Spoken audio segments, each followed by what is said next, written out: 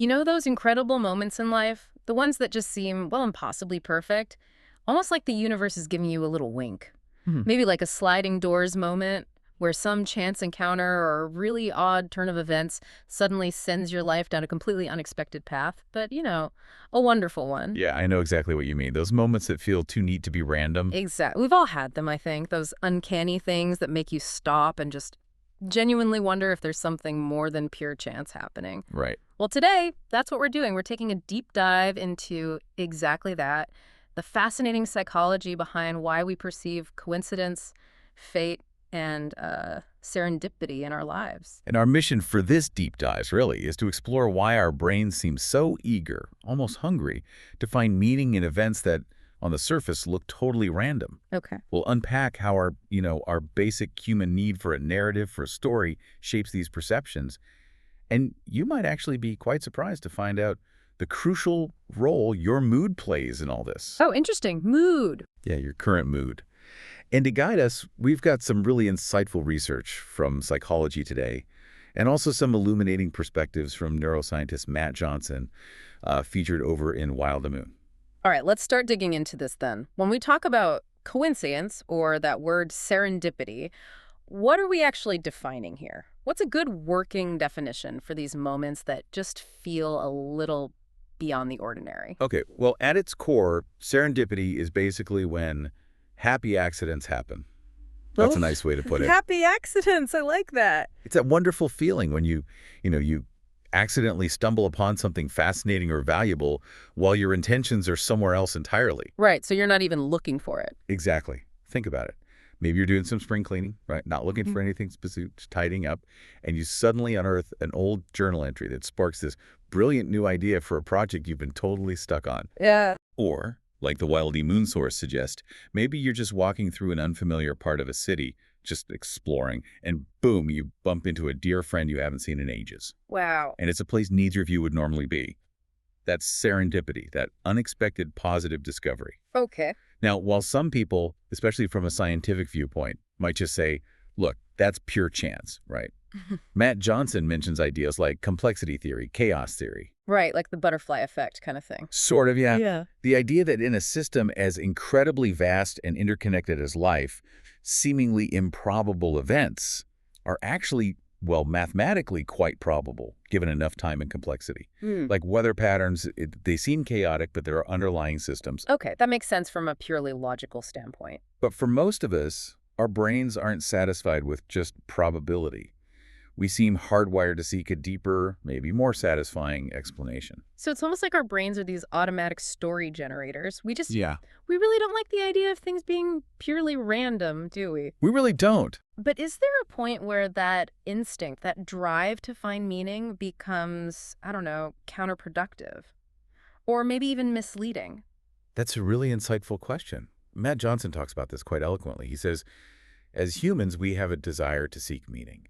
It's fundamental. Right. We inherently want to see the bigger picture, especially when circumstances pop up that seem so improbable and so incredible that it couldn't possibly have occurred just by chance. Yeah. He suggests our brains will actually actively infuse deeper meaning into that set of circumstances, Right. precisely because we are, as he puts it, very uncomfortable with ambiguity. We need an explanation. We need one, yes. Mm. Even if that explanation feels a bit otherworldly or seems to defy simple logic. Yeah. Now, this drive to find patterns, psychologists sometimes call it apophenia. Apophenia. Yeah, apophenia. Finding meaningful patterns in random data. It can show up in really interesting ways.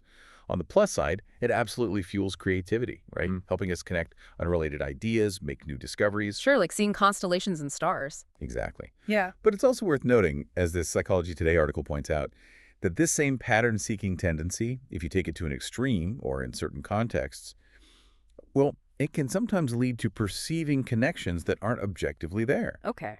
And this characteristic can sometimes be associated with something called schizotypy, which is sort of a tendency towards unconventional beliefs or experiences. Now, this isn't at all to say everyone who sees meaning in a coincidence is on that spectrum. Right. Of course not. Not at all. It just highlights the incredible power and maybe sometimes the potential overreach of our pattern-seeking minds. It shows how varied human experience can be when it comes to interpreting the world. Okay, this next piece of research you mentioned. This really shifts my perspective. I've always kind of assumed that when something truly bizarre or unexpected happens, we'd be most likely to look for patterns or reasons when we're, struggling, trying to make sense of a bad situation. Hmm. It feels like a natural coping mechanism, doesn't it? Like trying to find order in chaos. But is that actually what the data shows? That's a very common thought, a really intuitive hypothesis.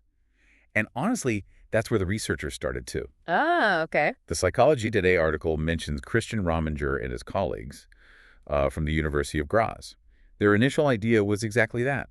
Our brain aims to reduce negative emotions by finding patterns in a chaotic and unpredictable reality. Makes sense. And they give this really compelling example. Mm. Imagine you're on vacation, right? You take an unfortunate tumble, end up in the ER instead of on the beach. Oh, no. Need stitches, cancels your beach days, you're in pain. In that moment, you might absolutely wonder, did this happen for a reason? You'd be searching for some deeper purpose behind this really painful, frustrating event. Yeah, absolutely. You'd try to make some sense of it. It feels like a very natural human response. So on the surface, it looked like it was about coping with the bad stuff, but you said the actual research, it revealed something more nuanced and maybe surprising. Indeed. Very surprising, actually. Rominger and his team, in their 2024 research, they dug into this using a daily diary approach. Quite clever. Okay, how did that work? They had 169 participants, average age around 30, record their moods every day. And they also reported on any meaningful coincidences they experienced. Like what sort of things? Well, things like, here's an example they gave. Unexpected solution of a problem, like meeting a friend who wants to sell his computer exactly when we were looking for one. Those kinds of things. Right, those little helpful synchronicities. Exactly. And what's fascinating, first off, is how common these were. Fully 88% of the people in the study reported at least one such coincidence during the study period. Wow, 88%. So it happens a lot. It really does. But here's the kicker, and this is the really profound shift. The key finding was that being in a good mood on day one was significantly more predictive of finding meaning in daily events on day two. Wait, being in a good mood? Yes, being in a good mood was more predictive than being in a negative state, like feeling down or stressed. That completely flips my assumption. So it's Yeah. not primarily about coping with negativity, it's linked to positivity. That's what the data strongly suggests. It actually supports what psychologists call the broaden and build theory of positive emotions. Broaden and build. Tell me more about that. Sure. The idea is simple, but powerful. Positive emotions like joy, interest, contentment don't just feel good. They literally broaden your mindset. They make you more open to new ideas, new experiences. Okay. And this broadening effect helps you build important personal resources over time. Things like creativity, social connections, resilience. So a good mood actually makes your mind more flexible, more curious. It fosters, as the researchers put it, curiosity, exploration behavior, and novelty seeking. So you're just more likely to notice things and connect them. Precisely. You're primed to notice these potential meaningful coincidences and then interpret them in a positive, meaningful way.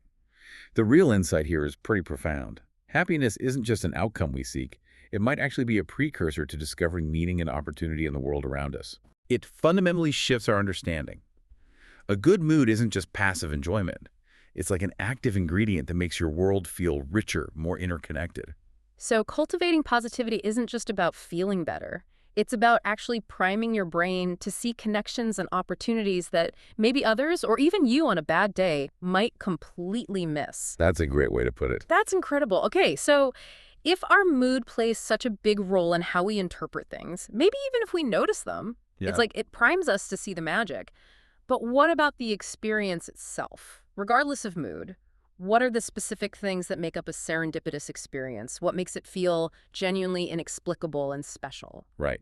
Matt Johnson, in that Wild Labo Moon piece, he outlines 3 really essential components for something to qualify as truly serendipitous. Okay, what are they? First, he says it has to be enjoyable. This isn't about finding meaning in a negative event just to cope, like the vacation accident example. Yeah. True serendipity feels good.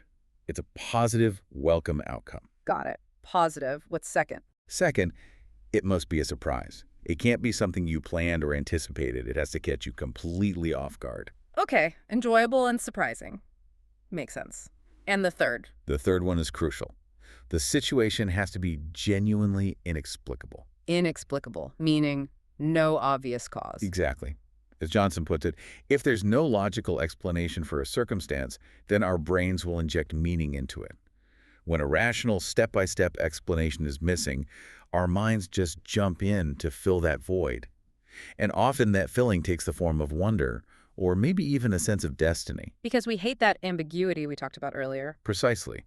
We're uncomfortable with unexplained events, so we naturally create a narrative, a meaning around them. That's a really fascinating framework. Okay, give us an example, maybe a story that really pulls all three of those together: enjoyable, surprising, and totally inexplicable. Oh, there's a perfect story for this. Really illustrates it well. It's Yeah. about these teenage sweethearts from Mumbai.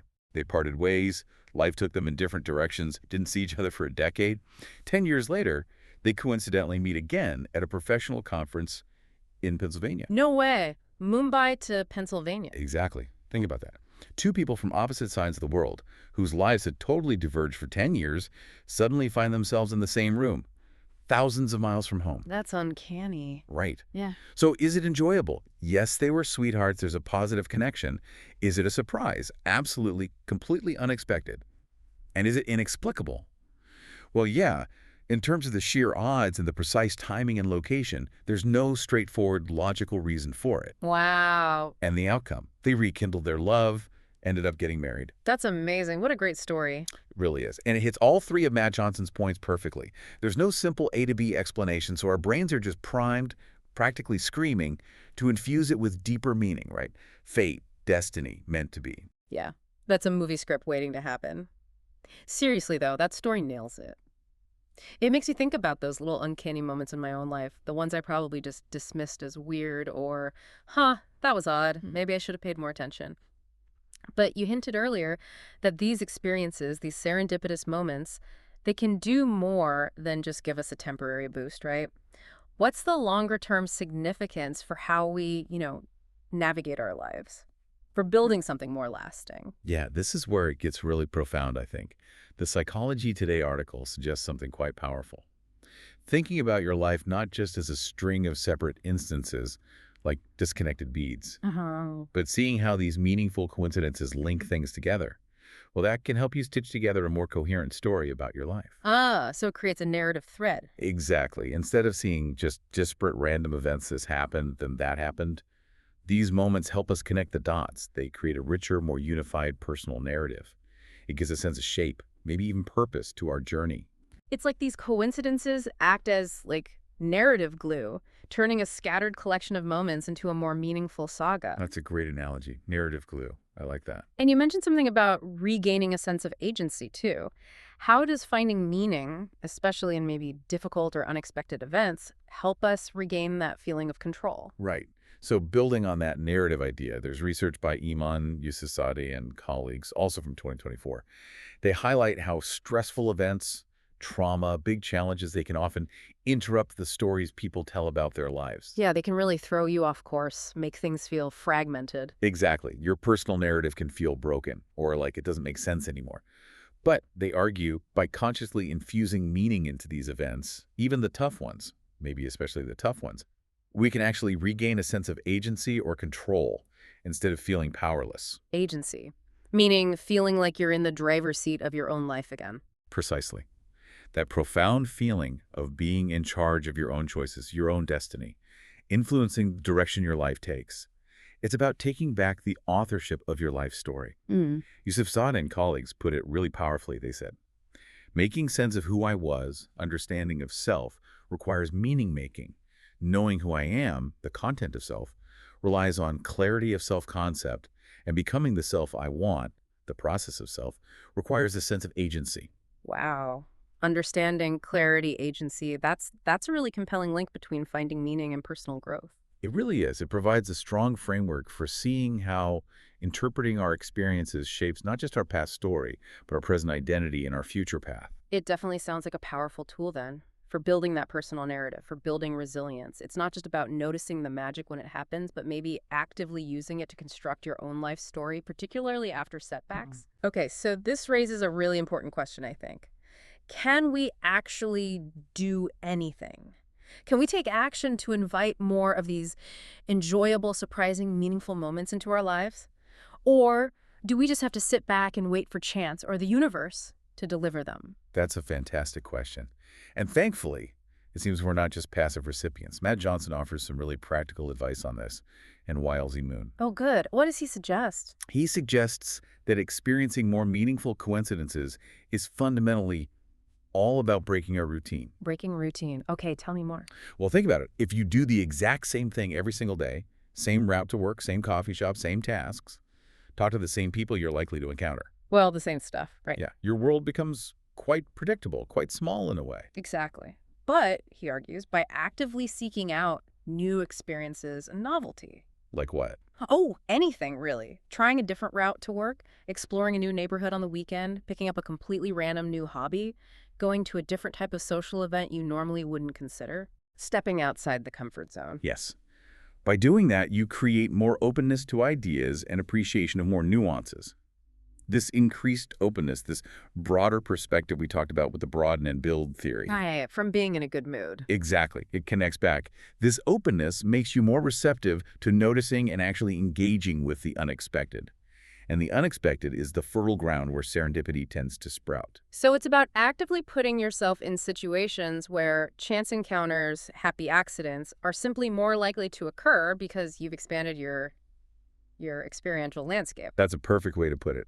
You've increased the surface area for luck, for coincidence, to find you. So it's less about making serendipity happen and more about creating the conditions where it can happen and being open enough to see it when it does, like being an active participant, maybe pursuing that new hobby, saying yes to different social things, or even just being more present and aware during those little chance encounters that we might otherwise just rush past or ignore. Exactly right. It's an active posture toward life, rather than a purely passive one. It's almost like, as you said earlier, collaborating with the universe a bit. I like that, collaborating with the universe. And it really taps into that fundamental human trait we discussed. We are pattern-seeking creatures, always seeking meaning and connections. Serendipity isn't just something that happens to us passively. It engages this core part of how our brains work, and it adds this wonderful layer of, well, enchantment to our lives. By breaking routines, by staying open and curious, we essentially give serendipity more invitations, more opportunities to unfold. And we give ourselves more opportunities to notice it, appreciate it, and maybe weave it into that richer life story we talked about. Precisely. It Yeah. all ties together quite nicely, doesn't it? It really does. So just to recap a bit, we've explored how our brains seem almost wired to find meaning in coincidences, how being in a positive mood can significantly amplify this tendency, making us more open and aware, and how recognizing serendipity offers not just that immediate spark of joy, Right. but also longer-term fulfillment. By helping us build a more coherent life story, feeling like we have more agency, more say in our own lives. It's a really powerful combination of psychology and maybe intentional living. Definitely. So, a final thought for everyone listening. Next time you experience one of those unlikely coincidences, that sliding doors moment that really makes you pause, just take a second, reflect a little, ask yourself, is my current mood maybe coloring how I'm interpreting this? Am I more open right now because I'm feeling good, or perhaps dismissing it because I'm stressed? Good question to ask. And maybe more proactively, what's one small everyday routine you could intentionally break tomorrow? Just one little change to open yourself up, just a crack wider, to potentially letting in a little more magic, a little more meaning into your own journey.